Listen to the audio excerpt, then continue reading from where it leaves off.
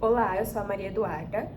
Inicialmente, o projeto Peças na Inclusão surgiu da minha parte, pelo fato de eu ter um irmão atípico, ele é autista, e mediante os inúmeros desafios que a gente passa diariamente, eu achei necessário trazer uma ideia que acolhesse e ajudasse outras famílias, né? E aí, quando eu parei para analisar meus colegas de classe, eu logo me identifiquei e quis chamar o Lucas, pelo fato dele ter uma realidade bem parecida com a minha. A partir do pedido da Duda, eu me identifiquei super porque eu também tenho uma irmã atípica, ela é autista e também tem TDAH, e torna-se notória as dificuldades que a gente passa, e com a falta de apoio acaba dificultando muito mais a nossa trajetória de aprendizagem, desenvolvimento infantil, entre outras coisas. E a partir disso eu vi a abordagem da Isaura na sala e vi que ela é super comprometida com a inclusão, com o apoio, uma coisa que super agrega ao nosso projeto, e eu decidi chamar ela para participar. Quando o Lucas e a Maria Eduarda me chamaram, eu abracei a ideia logo de cara. Esse projeto ele não é um projeto que vem só pela menção, ele vem também pela notória necessidade de existir algo do tipo. Eu tenho um sobrinho autista e eu percebo a necessidade de um projeto que abrace isso.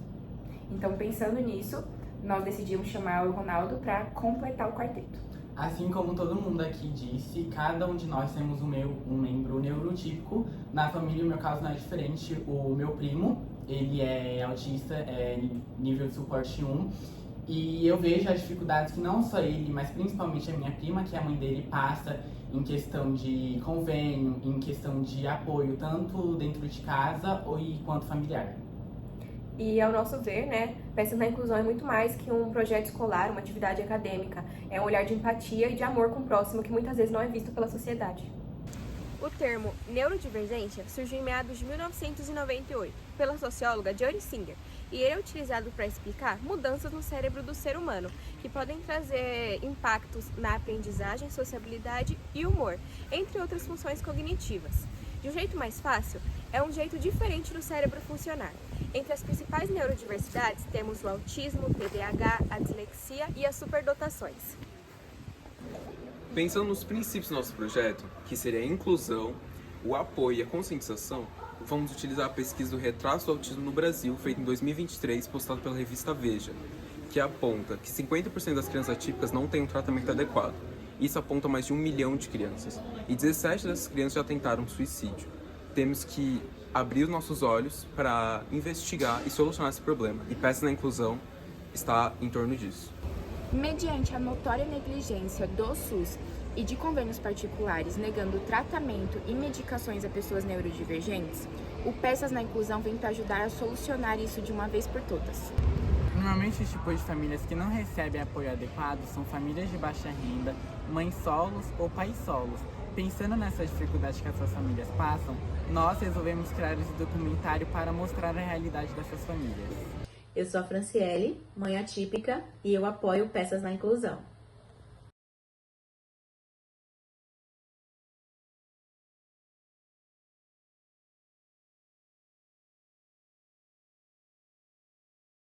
Eu sou a Franciele, tenho 34 anos, sou formada em Ciências Contábeis, atualmente trabalho como analista tributária numa farmacêutica nacional.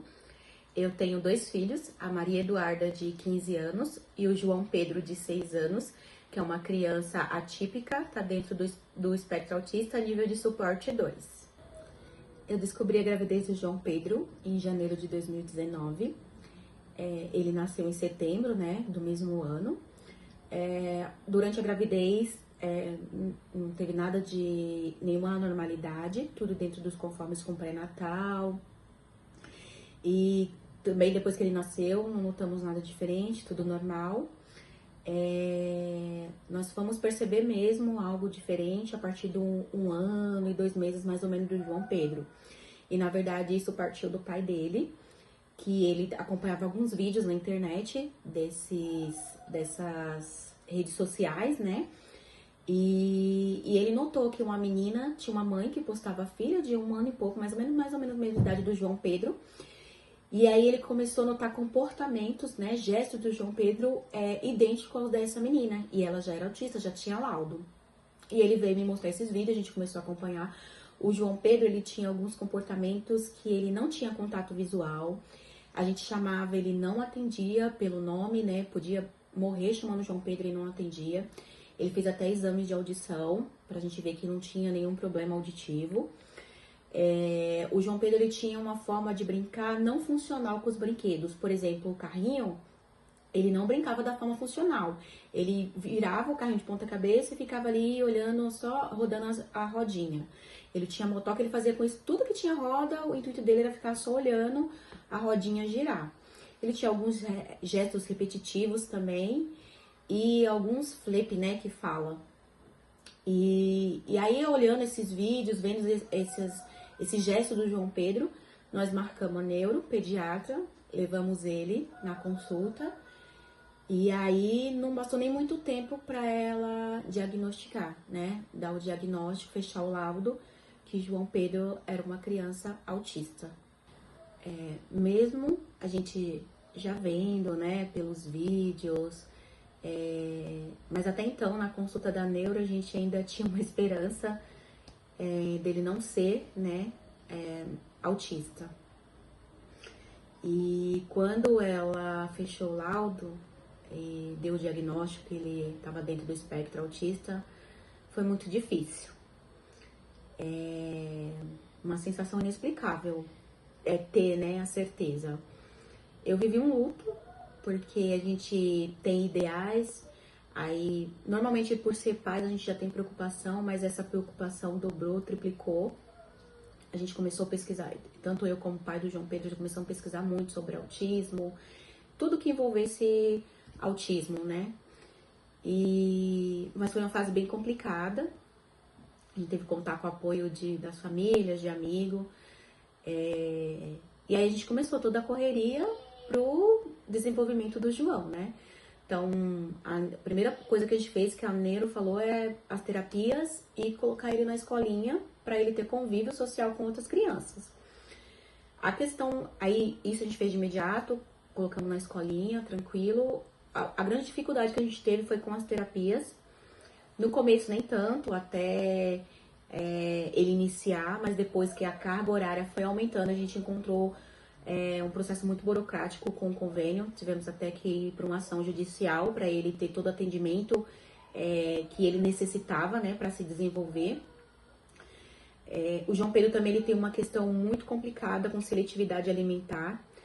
Então, a gente passou por muitas dificuldades. A dificuldade de receber o diagnóstico, a dificuldade em adaptar a rotina com as terapias e o trabalho, né? Então, conciliar o trabalho com as terapias, com a escola. E foi isso. Hoje a gente tem até uma ajuda, vamos dizer assim, né? Que facilita um pouco, pelo menos, o nosso transporte, que é o Atende, né? Do governo. Então, com o diagnóstico dele, do TEA, a gente conseguiu esse transporte gratuito. Então, esse transporte pega a gente aqui na porta de casa, deixa na porta da clínica, depois traz da clínica para casa novamente. As rotinas de terapia do João Pedro é bem puxada, ele faz terapia 4 vezes na semana. Então, a gente se divide entre a avó do João Pedro, o pai do João Pedro e eu, para levá-lo na terapia. Mediante todos esses desafios que você compartilhou conosco, se existisse uma rede de apoio, Peças na Inclusão, um projeto onde teria uma ONG no contraturno da escola e a criança teria acesso às terapias, você pelo aplicativo também teria acesso a receitas adaptadas, materiais didáticos e a agenda do que a criança fez durante o dia. Você acha que ajudaria nessa rotina cansativa? Sem sombra de dúvidas. Seria um grande apoio, um grande suporte, principalmente nessa questão de não ter preocupação, né? Porque você sabe que ele ia estar num ambiente seguro, um ambiente adaptado, que atende às necessidades dele, né? E que eu ia conseguir trabalhar tranquila, né? E, sem sombra de dúvida, seria uma ótima rede de apoio para a gente pais atípicos e para a própria criança, né? Olá, eu sou a Alice de Abreu, eu sou mãe solo de 2 meninas e 2 crianças atípicas. Eu tenho a Ana Clara, que é nível de suporte 2, e o Pedro, que é nível de suporte 3. Questão de maternidade, desde muito nova eu sempre quis ser mãe, sempre foi meu sonho. Tanto que eu já tinha 2 filhas antes da Ana e do Pedro. A Ana ela nasceu sem nenhum sinal do autismo, os traços de andar na ponta do pé, a seletividade alimentar surgiu com 3 anos, quando eu já estava grávida do Pedro.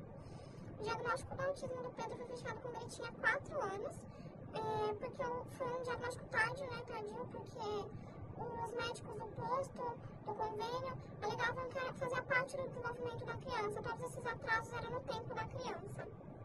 Como que é a relação de você e seus filhos? A nossa relação é meio amorosa, né? Acho que toda mãe tem uma relação muito amorosa com o filho. A família também tem um bom desenvolvimento na relação com as crianças. Acho que o maior desafio da minha maternidade atípica e mãe solo, que eu recentemente perdi o meu marido também, é ter que parar minha vida profissional e pessoal também para dar conta das demandas das crianças, né? Já que tem terapia, consulta, o Pedro ele não vai para a escola, então eu não tenho suporte do Estado ou do governo, então é só eu 24 horas por dia, então eu acabo tendo que dar uma pausa na minha vida.